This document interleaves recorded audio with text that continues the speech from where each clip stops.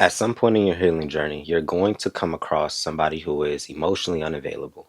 This emotionally unavailable person is going to put you through the ringer, but it's going to show you so much about yourself. And I want to use this video to kind of, explain and give you guys the insights and the perspective on why these things are playing out in your life and what you can do to, change the tide, get some different results. Now, what does an emotionally, unavailable person look like in this relationship? It looks like the person who keeps you as a situationship. It looks like the person who avoids difficult conversations. It looks like the person who's afraid to go to the next step. Maybe you guys have been girlfriend, fiancés and all that type of stuff, but they aren't necessarily securing that marriage. There's so many different things that emotional unavailability can show up as, and it typically hurts as the person who's receiving it because you're in a position where you're trying to invest more. You're trying to go deeper. You're trying to take it to that next level, but it's being stunted by your person's growth, right? Now, I want to put this into perspective for you. Majority of the times, you're not attracted to the person, you're attracted to the patterns that they're exhibiting. What do I mean by this?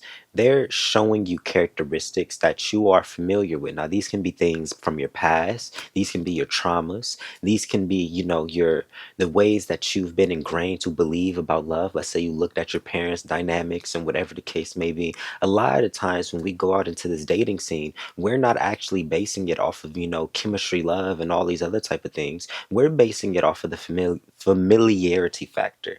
And we're basing it off of, does this feel similar to what I've seen growing up? Does this feel similar to my past experiences? Because if so, then I can feel quote unquote safe here. We perceive us being in a similar predicament, a similar environment as safe because it's not requiring no levels of growth. It's not requiring no type of self-accountability. It's not requiring you to step out of your comfort zone whatsoever. So we interpret it as safe. But then when you go to the things that is rooted in the pain, that's rooted in the trauma, that's rooted in the adversities from the past, you're going to notice that you never are going to reach that certain level of love, and you're probably never ever going to experience, because true love with your partner is always a two-way street. Now, you can feel the depths of love within yourself. I say this in a lot of my videos. Your love is never a reflection of somebody else.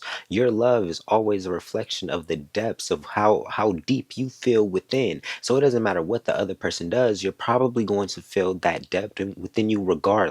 But the key to all of this is to align with somebody who also feels that level of depth, who also has that ability to pour that love back into you. So then it creates this union, and it creates this embodiment of love where nobody's feeling half-assed, or nobody's feeling like they're being left short, because it's a mutual, it's a mutual playing field. But if you're dealing with somebody who's emotionally unavailable, that playing field is always going to be slanted. It's never going to be balanced, because you're going to want to take it here, but they're hard stuck right here.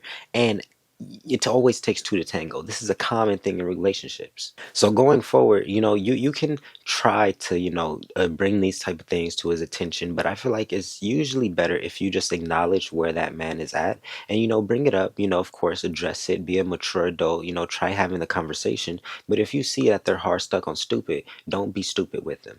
Remove yourself from the situation, remove yourself from that relationship, and find somebody who can feel that space in your life, partnership, union, true companionship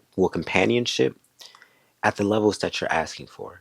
Because there's so many people on this planet. There's somebody on this planet who can give you what you're asking for, but it comes down to whether or not you're going to be receptive to those people and allow those people to love you. So when you get into this next relationship, or let's say this is the person that you're talking to now, this is what I want you to do. I want you to get down on paper. You can even do it in your notes, right? Get very specific on what it is you actually want out of the relationship, what it is you foresee it, and where you want to take it. And I want you to present it as clear as possible to the person that you're, vetting, you're trying to get to know, that you're trying to take to the next level, and see what their response is. Somebody who is emotionally unavailable is going to give you a whole bunch of excuses. Now, somebody who's probably emotionally intelligent may have a logical response. Somebody who be like, okay, now that I'm aware of, that's what you want, this is what I'm willing to do. to meet you there. But if that person responds with a little bit of dismissal, you feel like there's walls up, or you feel like they're just completely not hearing you, it's because they're not emotionally open. They're not emotionally available, especially if you're putting them in a predicament where they probably have to take some self accountability, where maybe, let's say, they have done something wrong, where there's been a pattern in the past that they can acknowledge that they keep doing. If they're not open, if they're not emotionally healed, or, open to accountability, it's not going to flow how you want it to, and that's going to be a telltale sign. Okay, you're not emotionally open, because anybody who's emotionally available will hear what you're saying, and even if it isn't necessarily what they want, if they want you, oh my God, geez, that was a throat chakra blockage. Oh, that's what I was saying. Somebody who's emotionally aware of the situation, even if it's not necessarily what they want, they are going to do what they need to do if they want you. So even if what you're asking for is contradicting, it isn't necessarily exactly how they see life, they will bend a couple rules. They will be like, okay, well, this is what I can maybe bend. Can you work with me here? Can we agree upon this?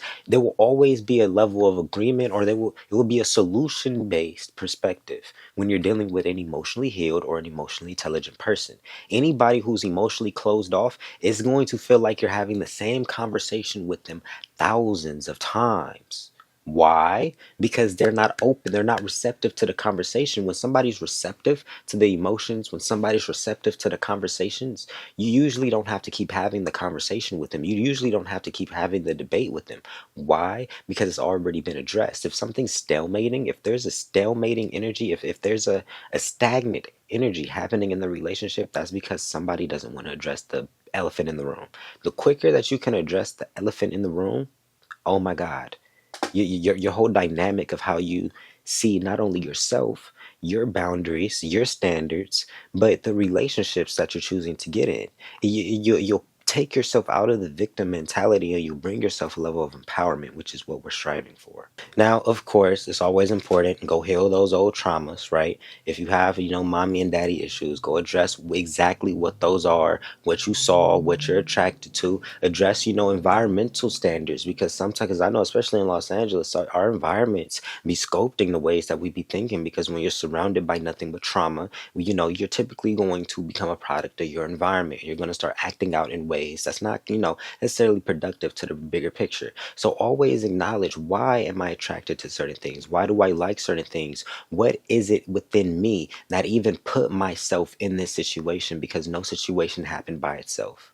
We all have to take levels of accountability and acknowledge that I got myself in this. So what is it within me that allowed this or brought this into my life? If I don't want this anymore, I have to look at the core root of the situation, which is me.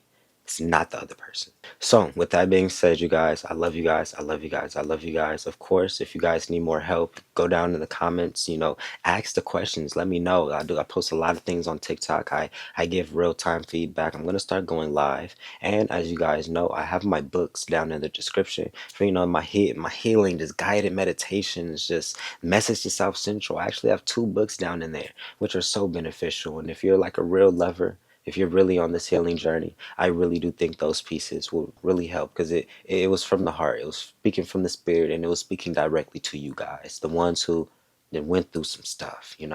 So with that being said, I love you guys. I will see you on the next video. It's been Jay.